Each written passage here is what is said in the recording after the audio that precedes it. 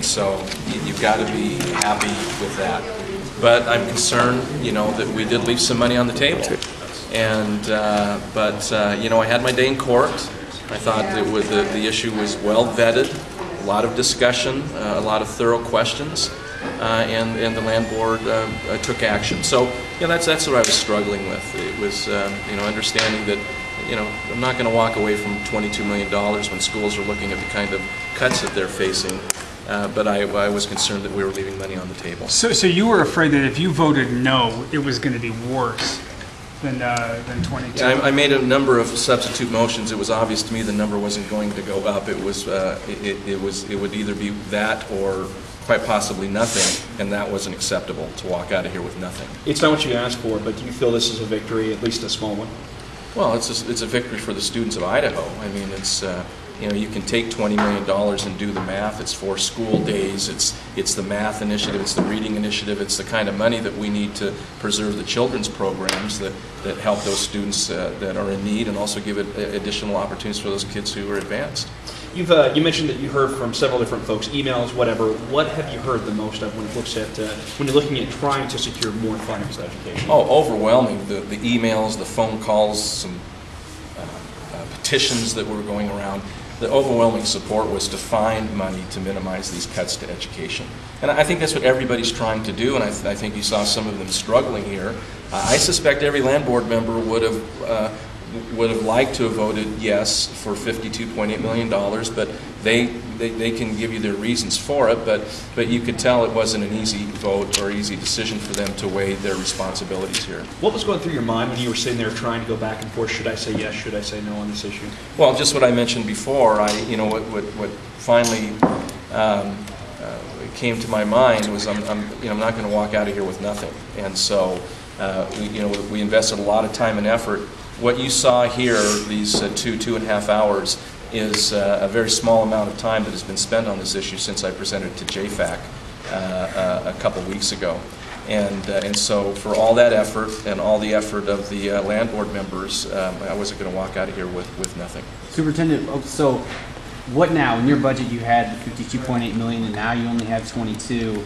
Do you have a suggestion as to how those cuts can be made? Well, what I recommended to the legislature was I showed them where we could trim about $25 million from the school's budget, and then if we had this $52 million of extra one-time revenue, that we would have to cut every other line item in the school's budget by about 3.75%. The fact that we didn't get about $30 million means that 3.75% is going to go up. I would have to do the math quickly, but it's probably about 2% more. What do you make of the governor's comment that he only cut $19 million from the schools? $29 million. Or, yeah, 20. Well, that's accurate. I mean, when you look at general fund, which is what the governor has control over, it's accurate, but what I'm looking at is the total sources of revenue for schools. And if you compare last year's appropriation to this year's number that's being budgeted or being considered for a budget number, it's a minimum $135 million than schools had last year to build their budgets around. Some considerable debate, but you feel this was a policy issue, nothing personal as far as land board members? Yeah, I never thought it was personal. Couple more questions. So just to make sure that I understand, so that 3.74%, I mean, I guess you're saying that those programs like the math initiative, reading, those are going to have to be cut even more to make up for this $30 million gap that's now facing. With the numbers that the legislature is looking at now, this $30 million is going to mean even deeper cuts in salaries, in the math initiative, in transportation, in all of those programs that we fund. Superintendent, are you concerned that election year politics may have factored into the final decision? I never considered for a moment the political side of what we were trying to do, and I'm assuming the land board members did not also. This is about our responsibility as land board members. The case I was making is as land board members, we are trustees of a trust, and that we must consider the consequences to the beneficiary when you look at their other sources of revenue. Those other sources of revenue are down, and it justifies a larger distribution.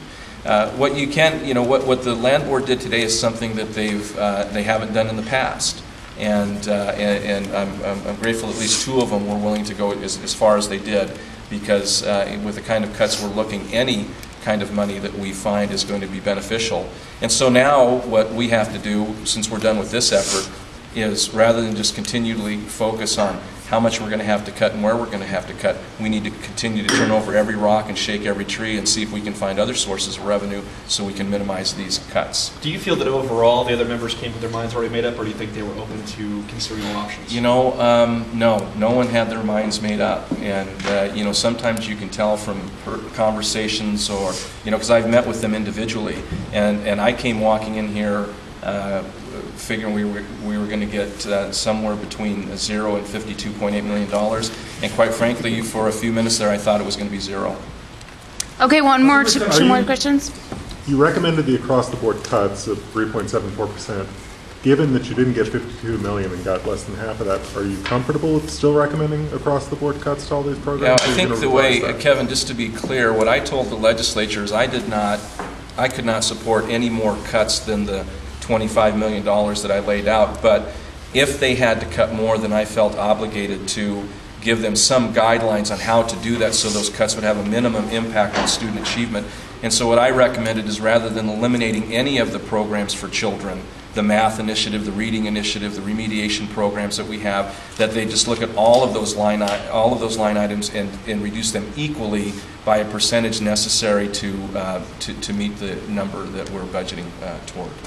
Superintendent Luter, that 3.75 number was including this $52 million, but it was also just $135 million. That's a good point. So now that it's $160 million potentially plus an additional $30 million, will that number you said 2% would go up maybe another 2%? Yeah, I mean, the further we get from $135 million, then the higher that percentage goes up. If that's the course the legislature chooses to follow. What made the number go up to $160 million?